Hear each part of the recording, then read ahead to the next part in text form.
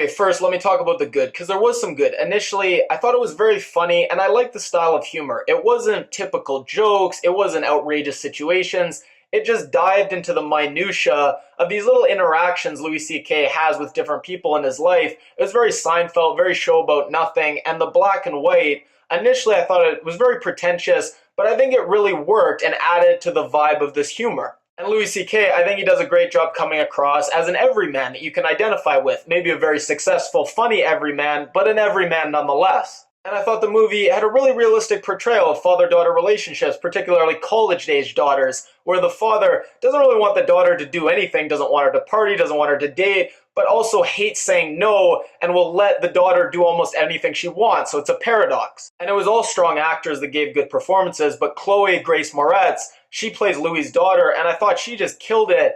Her facial expressions, her voice, this little pleading, breathy voice, it's creepy, but that's what she was going for. So fundamentally, I think this movie was about parenting, especially when you're rich. And it seems to be saying you have to do two things. One, you have to not spoil your kids. You have to learn how to say no to them and push them out into the real world. And then when they're there, you have to let them make their own mistakes, even horrific ones like dating a 70-year-old creepy film producer. And it's that kind of paradox of saying no to their requests and yes to their mistakes that makes parenting so difficult. Okay, now on to the irony. I think that Charlie Day really wishes he could burn all footage of this film, because in a film where everyone involved with the project, after what went on, comes across looking bad, he looks the worst. He's basically this pervy, horny frat boy the entire movie. He mimics jerking off for about a minute, and then later on starts to do it again. And then Louis, everything he does in this movie is ironic. He lectures his daughter on feminism. He says we shouldn't believe rumors about this famous artist being a deviant. He starts a sexual relationship with someone he's casting in a show and then gets in an argument with her over whether or not she was raped. He gives an apology to all women for his actions at the end of the movie. It gets to the point where you really feel like this was written 5 years from now, where somehow miraculously everything's blown over and Louis C.K.'s beloved again, and he's writing this kind of comedic satire on the whole incident. At one point, Rose Byrne's character is like, the whole legal age of consent at 16 or 18, that's just a construct. I mean, they're biologically mature to have sex at 13. And Louis C.K.'s like, yeah, well, maybe with other 13-year-olds. And she's like, no, other 13-year-olds, they have the hormones raging, they don't know what they're doing, they're boys. That's much more dangerous than them having sex with a man like Leslie, who's 70 years old.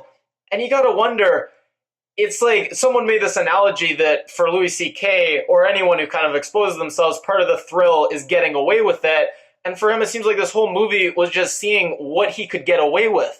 Early in the movie, one of the white characters uses the N-word, and it's like Louis feels because of the context and because it's artsy and because it's him, he can get away with it, and to an extent he does. But all the scandal aside, just looking at this movie, the second half, a lot weaker than the first half. It just dragged. It was just too much on this one uncomfortable issue. There were interesting quotes, interesting parts, but as a whole, just an unpleasant movie watching experience. John Malkovich, his whole wooing of the daughter, it was so creepy, so hard to watch, and I get that that's part of the point, and fans of him might really like, it's kind of a throwback to Dangerous Liaisons. He kind of woos Michelle Pfeiffer in that. You do get a similar vibe, so people might appreciate that part of it, I guess. And he did have some good lines as just this pretentious artist. Louis C.K. is like, what are your intentions with my daughter? He's like, oh, I find intentions create failures, so I never have intentions.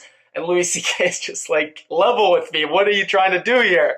And then he launches into this monologue at the end. What a thing to be loved by a girl and rejected by the woman she becomes. If you had a truffle pig for human emotions and sent it in the deepest, darkest hole of the soul, that's the emotion that it would come back with. So my overall take on the movie, you can see the talent and the intelligence. It's shot beautifully. It does explore these different issues, but I feel it fails to create a good movie or communicate any kind of message, if it was trying to communicate any, and it will go down as the most unintentionally ironic self-parody of all time.